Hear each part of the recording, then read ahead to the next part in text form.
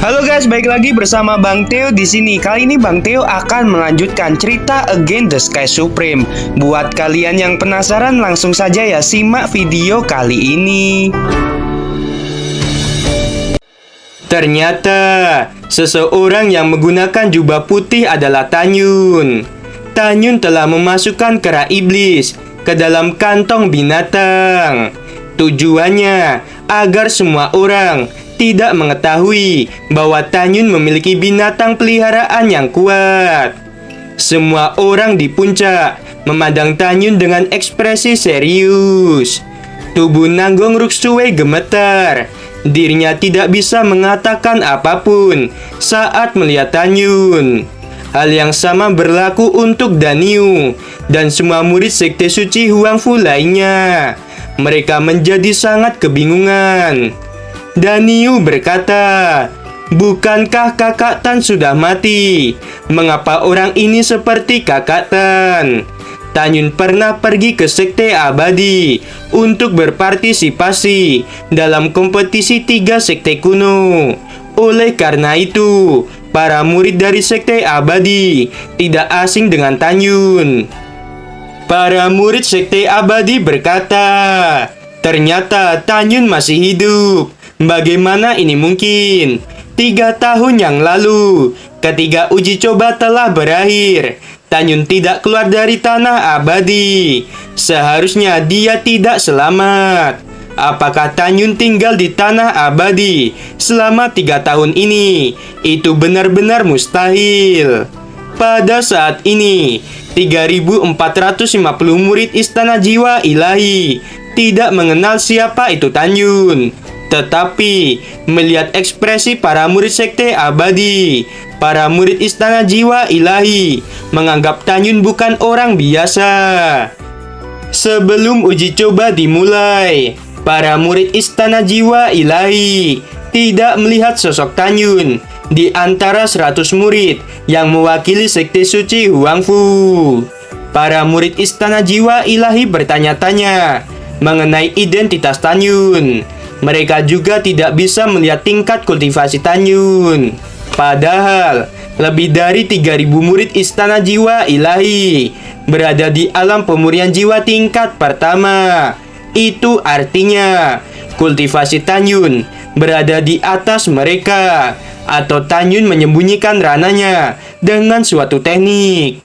Murid laki-laki dari Istana Jiwa Ilahi yang bernama Mei Chao Feng berkata, "Siapa kamu?"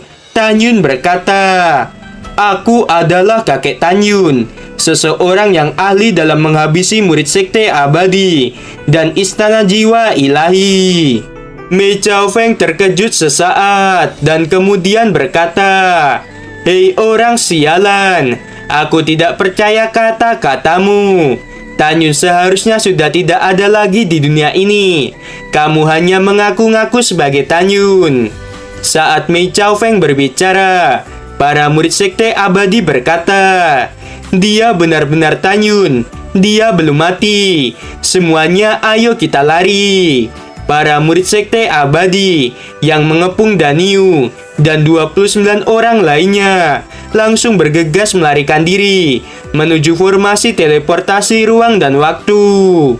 Mei Chao Feng yang melihat kepanikan semua orang, dirinya juga langsung melarikan diri.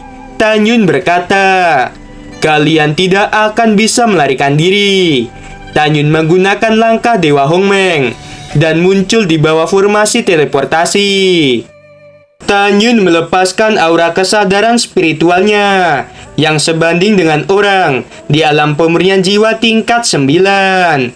Aura yang kuat itu menelan lebih dari 5.000 murid Sekte Abadi dan Istana Jiwa Ilahi. Rata-rata murid Sekte Abadi dan Istana Jiwa Ilahi berada di alam pemurnian jiwa tingkat pertama, sehingga mereka tidak kuat menahan aura milik Tanyun. Lebih dari 1.800 murid yang berada di alam jiwa janin tingkat sempurna, mereka langsung mati. Pada saat ini, tersisa 3.000 murid Sekte Abadi dan Istana Jiwa Ilahi. Mereka semua berada di alam pemurian jiwa tingkat pertama. Tubuh mereka tidak bisa digerakkan sama sekali. Seperti yang kita ketahui, tekanan aura dibagi menjadi dua, yaitu tekanan aura nafas dan tekanan aura kesadaran spiritual. Perbedaan mendasar antara keduanya adalah tekanan aura nafas tergantung pada ranah orang itu, sementara tekanan aura kesadaran spiritual bergantung pada kekuatan jiwa mereka. Singkatnya, aura tekanan nafas Tanyun hanya sekuat alam pemurian jiwa tingkat ketiga. Tetapi, aura tekanan kesadaran spiritual Tanyun lebih kuat, karena jiwa Tanyun sekuat orang di alam pemurian jiwa tingkat 9. Tanyun ingin melemahkan 3.000 murid sekte abadi dan istana jiwa ilahi, supaya Daniu dan murid sekte suci Huangfu dapat menghabisi mereka. Tanyun menatap Daniu dan murid sekte suci Huangfu lainnya, lalu berkata, "Cepat kalian habisi mereka semua." Mendengarkan kata-kata itu, Daniu berkata, "Terima kasih banyak Kakak Tan." Murid sekte suci Huangfu lainnya berkata serempak, "Kakak Tan, kami sangat berterima kasih kepadamu." Tanyun berkata lagi, "Ingat, hanya ada sedikit waktu yang tersisa sebelum formasi teleportasi ditutup." Mendengarkan kata-kata itu, Daniu dan yang lainnya bergegas menghabisi lebih dari 3.000 murid yang tidak bisa bergerak. Setelah beberapa saat, semua murid sekte suci Huangfu dan istana jiwa ilahi semuanya telah dihabisi. Lebih dari 5.000 pedang terbang milik mereka diambil oleh Tanyun dan dimasukkan ke dalam cincin Kiangkun. Mengenai rampasan senjata, Tanyun tidak membagikannya pada Daniu dan yang lainnya. Tetapi, Daniu dan yang lainnya tidak mempermasalahkan hal itu. Sebaliknya, mereka sangat berterima kasih kepada Tanyun. Jika bukan karena Tanyun, mereka tidak bisa selamat. Tanyun menerima Shen Shubing sebagai muridnya, dan Nanggong Ruksue merupakan murid dari Shen Shubing. Dengan kata lain, Nanggong Ruksue adalah murid Tanyun. Melihat Nanggong Ruksue yang ketakutan, Tanyun tersenyum dan berkata, "Kamu tidak perlu takut." Nanggong Ruksue berkata, "Mengapa kamu menghabisi mereka semua? Mereka bukanlah monster." Tanyun berkata dengan dingin, "Kamu hanyalah sebuah bunga di dalam rumah, tidak mengerti bahayanya di dunia luar. Kamu bahkan tidak mengerti kapan harus bersikap baik kepada musuh dan kapan bersikap kejam terhadap musuh. Sepertinya Shen Shubing tidak mengajarimu." Nanggong Ruksue menatap Tanyun dan berkata, "Tanyun, kamu beraninya memfitnah guruku." Tanyun berkata lagi, "Jika kamu pikir aku memfitnah kepala divisi, cepat laporkan saja hal ini." Setelah itu, Tanyun memandang Daniu dan yang lainnya, lalu berkata, "Formasi teleportasi akan segera ditutup. Setelah kalian kembali ke sekte abadi, jangan katakan bahwa aku masih hidup."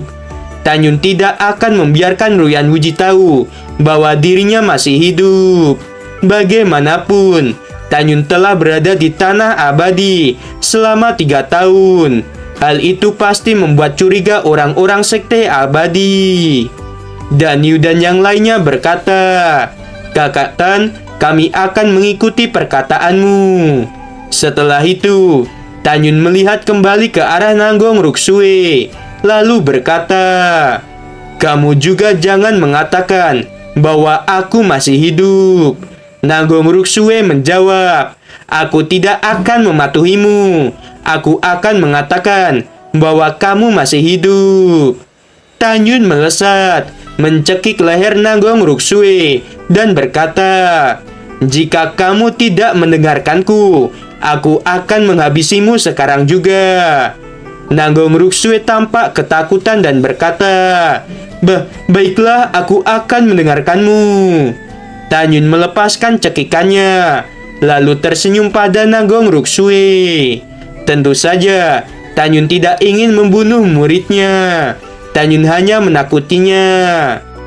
Seluruh tubuh Tanyun bergetar. Tiba-tiba, kulit di wajahnya berubah. Daniu berkata, "Kakak Tan, apa yang terjadi padamu?" Tanyun berkata, "Jangan pikirkan hal ini.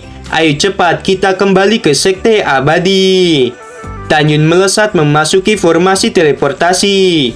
Setelah itu, 31 orang termasuk Nanggong Ruksue dan Daniu menginjak pedang terbang dan melesat memasuki formasi teleportasi. Pada saat yang sama, di Sekte Abadi, di Menara Batu Giok nomor 1, Ruyan Wuji dan ratusan tetua Sekte Abadi menjadi kebingungan. Di Menara Batu Giok nomor 2, Sugeyu dan 9 tetua Istana Jiwa Ilahi semuanya mengerutkan kening dan tampak gelisah. Di Menara Batu Giok nomor 3, dan Tailong dan 9 kepala divisi gerbang dalam Sekte Suci Huangfu juga sangat cemas. 2 juta murid Sekte Abadi semuanya menatap formasi teleportasi yang sedang terbuka. Formasi teleportasi telah terbuka terlalu lama. Seharusnya semua murid yang selamat sudah keluar. Ruyan Wuji bergumam di dalam hatinya. Uji coba di Tanah Abadi sebelumnya. Dari 2000 murid Sekte Abadi, hanya putraku yang selamat. Apakah mungkin hal itu akan terulang kembali pada uji coba kali ini? Tidak, itu tidak mungkin. Sama sekali tidak mungkin. Kali ini, Sekte Suci Huangfu hanya ada 100 murid yang berpartisipasi. Dan Sekte Abadi ada 2450 murid. Selain itu, alasan mengapa di uji coba sebelumnya hanya putraku yang selamat itu karena Sekte Suci Huangfu memiliki monster seperti Tanyun. Sekarang Tanyun sudah mati. Aku sangat percaya bahwa Sekte Suci Huangfu tidak memiliki murid seperti Tanyun lagi. Ruyan Wuji menghela napas lega. Menurut pendapatnya, dari 2450 murid Sekte Abadi, setidaknya 2000 murid yang akan selamat. Sugeyu di Menara Batu Giok nomor 2 juga sedang memikirkan sesuatu. Sugeyu sedikit curiga mengapa murid Istana Jiwa Ilahi belum juga keluar. Menurut Sugeyu, pasti ada sesuatu yang tidak beres pada murid-muridnya. Adapun Dan Tailong dan 9 kepala divisi di Menara Batu Giok nomor 3, mereka sudah menebak bahwa semua murid Sekte Suci Huangfu kecuali Nanggong Yukin pasti sudah mati. Karena 100 orang tidak mungkin menang melawan 5.900 orang.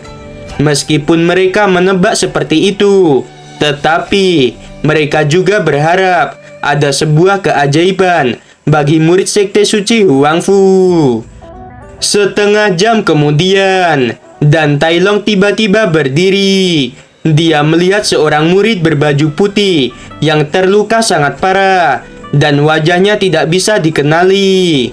Murid itu berjalan dengan terhuyung-huyung, seperti hampir pingsan. Ya, murid itu adalah Tanyun yang menyamar. Meskipun Dan Tailong tidak bisa mengenali Tanyun, tetapi dari jubah putih yang bertuliskan Sekte Suci Huangfu, semua orang akan tahu bahwa murid itu berasal dari Sekte Suci Huangfu. Pada saat ini, lebih dari 2 juta murid Sekte Abadi memandang Tanyun dan berkata, "Apa? Selain Nanggong Ruksue, ada murid Sekte Suci Huangfu lainnya yang berhasil selamat." Saat semua orang kebingungan, 31 murid Sekte Suci Huangfu, termasuk Nanggong Ruksue, keluar dari formasi teleportasi satu demi satu. dan berdiri di samping Tanyun. Adegan itu menyebabkan kegemparan di antara 2 juta murid Sekte Abadi. Para murid Sekte Abadi berkata, "Bagaimana ini mungkin? Sekte Suci Huangfu hanya 100 murid yang berpartisipasi, dan sekarang ada 32 yang selamat. Ternyata mereka luar biasa. Dikepung oleh 5.900 murid sekte kita dan Istana Jiwa Ilahi. Mereka masih bisa lolos." Mendengarkan muridnya sendiri justru memuji Sekte Suci Huangfu, Ruyan Wuji sangat kesal dan berkata, "Kalian semua diamlah." Pada saat ini, melihat begitu banyak murid Sekte Suci Huangfu yang masih hidup, Sugeyu sangat marah. Ruyan Wuji dan Sugeyu tidak pernah menyangka bahwa selain Nanggong Ruksue, ada 31 murid Sekte Suci Huangfu yang bisa selamat. Setelah beberapa saat, semua orang yang berada di tempat itu sangat kaget dan ketakutan. Mereka melihat formasi teleportasi yang sudah tertutup. Itu artinya tidak akan ada orang lagi yang berhasil selamat. Gimana teman-teman episode kali ini? Semakin seru bukan? Buat kalian ya yang masih penasaran sama kelanjutannya, langsung saja ya subrek channel Bang Teo ini. Terima kasih.